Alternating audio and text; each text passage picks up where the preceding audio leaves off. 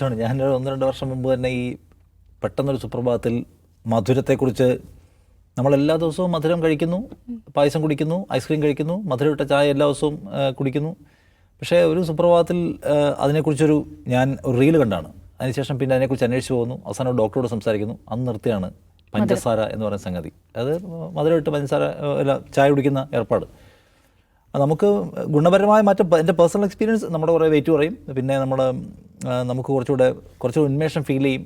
നമ്മൾ കുറച്ചുകൂടെ എനർജറ്റിക് ആണെന്നൊക്കെ തോന്നുന്നതാണ് എൻ്റെ ഒരു പേഴ്സണൽ എക്സ്പീരിയൻസ് അതാണ്. പിന്നെ എല്ലാ ദിവസവും ഉച്ചയ്ക്കും രാത്രിയിലും ചോറ് കഴിച്ചുകൊണ്ടിരുന്ന പാരമ്പര്യമാണ് എൻ്റെ കുറേ കാലം.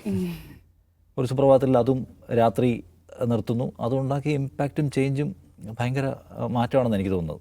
അത് കൂടുതൽ ആളുകൾ അതിനെക്കുറിച്ച് സംസാരിക്കുന്നത് നമ്മൾ എപ്പോഴും കാണുകയാണല്ലോ. എവിടെ പോയാലും ഷുഗർ കട്ട് ഇപ്പോൾ ഒരു ട്രെൻഡാണ്. ആളുകൾ അതിനെ കളിയാക്കുകയൊക്കെ ചെയ്യുമെങ്കിലും എല്ലാ തരത്തിലുള്ള ശാസ്ത്രീയ പരിശോധനയിൽ നമുക്ക് മനസ്സിലാവുന്നൊരു കാര്യം അത് നമുക്ക് ഗുണമില്ലാതെ മറ്റൊന്നും കൊണ്ടുവരില്ല എന്നാണ്.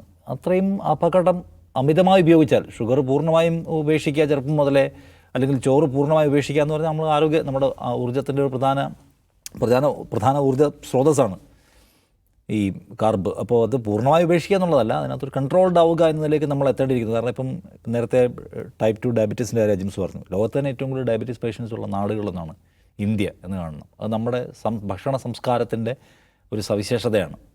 അപ്പോൾ അത് കൂടിയേ വരുന്നു. കാരണം നമ്മുടെ ലൈഫ് സ്റ്റൈൽ ഭയങ്കരമായിട്ട് ചേഞ്ചായി. പണ്ടത്തെ പോലെ എല്ലാവർക്കും പൂർണ്ണമായിട്ടും നിരത്തി നൽകി പണിയെടുക്കേണ്ട, പറമ്പിൽ പണിയെടുക്കേണ്ട, അല്ലെങ്കിൽ ശരീരം കൊണ്ട് അധ്വാനിക്കേണ്ട ഒരു സാഹചര്യം ഇല്ലാതാവുക. ലോകത്ത് മുഴുവൻ ആളുകളുടെ ഒരു വർക്ക് കൾച്ചർ, ശാരീരിക അധ്വാനത്തിൻ്റെ സംസ്കാരം എന്നത് പൂർണ്ണമായിട്ടും മാറിയല്ലോ.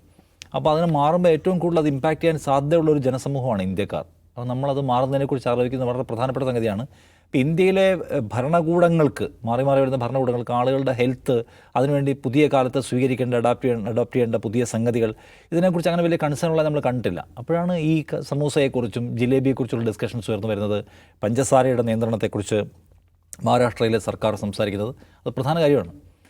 പക്ഷേ അതിനോടൊപ്പം തന്നെ കാര്യമുണ്ട്, ഇത് ഭയങ്കര ട്രെൻഡായി മാറിക്കൊണ്ടിരിക്കുകയും എല്ലാ ദിവസവും ആളുകൾ നമ്മളെ പലതരത്തിൽ ഉപദേശിക്കുകയാണ്. നിങ്ങൾ ഒരു ദിവസം ഒരു റീൽ കണ്ടു, അത് നിങ്ങളൊന്ന് പോയി ലൈക്ക് ചെയ്യുകയോ അല്ലെങ്കിൽ ആ പേജ് ഒന്ന് ഫോളോ ചെയ്താൽ പിന്നെ എല്ലാ ദിവസവും നിങ്ങൾക്ക് ഇതുമായി ബന്ധപ്പെട്ട സംഗതികൾ വന്നുകൊണ്ടേയിരിക്കും. കുറച്ച് കഴിഞ്ഞാൽ പേടിപ്പിക്കാൻ തുടങ്ങും. ഇത് നിങ്ങളിപ്പോൾ ജീവിക്കുന്നത് ഒരു നരകത്തിലാണ്, നിങ്ങളിപ്പോൾ മരിക്കാൻ പോകുകയാണെന്ന് തോന്നിപ്പിക്കും. ചിലപ്പോൾ ആളുകൾ പറയും, ബീഫ് കഴിച്ചോ, നശിച്ചു നീ.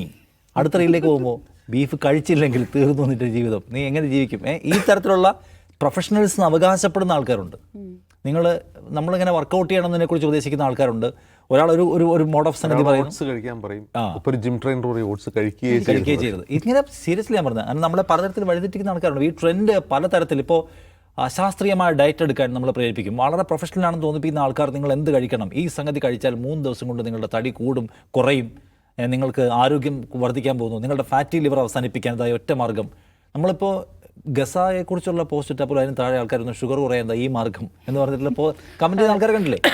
അങ്ങനെ ഈ ഡയബറ്റീസുമായി ബന്ധപ്പെട്ട സംഗതി ഭയങ്കര വിപണിയാണ്.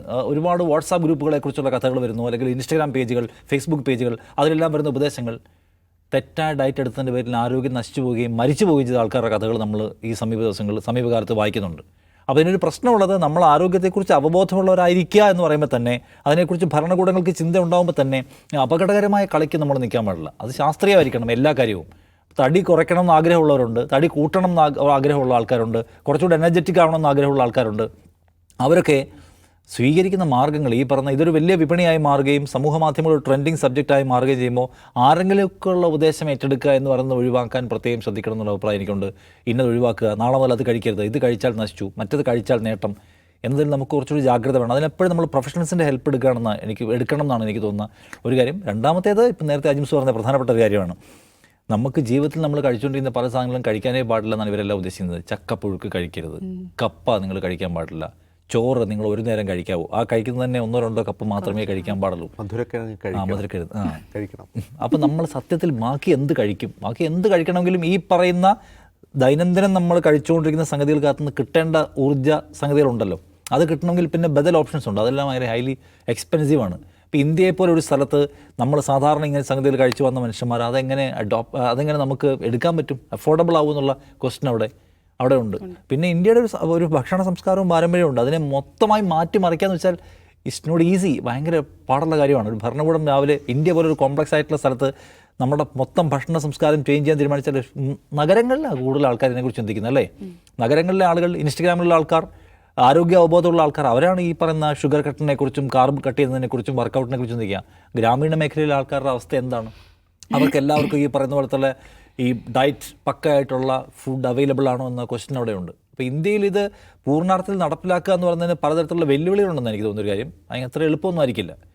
അപ്പോൾ അതിനകത്തൊരു വിശാലമായ പദ്ധതി ഉണ്ടാവുക പ്രധാനപ്പെട്ട കാര്യമാണ്. രണ്ടാമത് നമ്മൾ നമ്മുടെ ആരോഗ്യത്തെക്കുറിച്ച് നമുക്ക് ഒരു എന്താണ് ബോധ്യം ഉണ്ടാവണം. അതിൽ നമ്മൾ എല്ലാ വാതിലും തുറന്ന് കിട്ടുന്നതെല്ലാം എടുക്കാൻ പാടില്ലാത്ത തരത്തിൽ കുറച്ചുകൂടി ഒരു ധാരണ നമുക്ക് ഉണ്ടാവണമെന്നാണ് എനിക്ക് തോന്നുന്ന കാര്യം. എല്ലാവർക്കും ആരോഗ്യത്തെക്കുറിച്ച് കൺസേൺ ഉണ്ടാവുക. ഈ ഷുഗർ കട്ടിനെക്കുറിച്ച് പറയുമ്പോൾ കളിയാക്കുന്ന ആൾക്കാരുണ്ട്. പിന്നെ ഇത്രയും കാലം ഞാനിവിടെ പഞ്ചസാര കഴിച്ചാൽ എനിക്കൊന്നും ഇല്ലെന്ന്. പഞ്ചസാര കഴിച്ചിട്ടൊന്നും പറ്റാത്ത ആൾക്കാരുണ്ടാവും. സിഗരറ്റ് വലിച്ചിട്ട് 90 വർഷം ജീവിച്ചിരുന്ന ആൾക്കാരുണ്ടാവും. മദ്യപിച്ചിട്ട് ലിവർ സിറോസിസ് വരാത്ത ആൾക്കാരുണ്ടാവും. പക്ഷെ വന്നവരാ കൂടുതൽ എന്ന കാര്യത്തിൽ എന്ന ബോധ്യത്തിൽ നമുക്ക് കുറച്ചുകൂടെ ആരോഗ്യ അവബോധം ഉണ്ടാവുക. ആ ചർച്ച എപ്പോഴും പ്രധാനപ്പെട്ടതാണെന്ന് എനിക്ക് തോന്നുന്നു.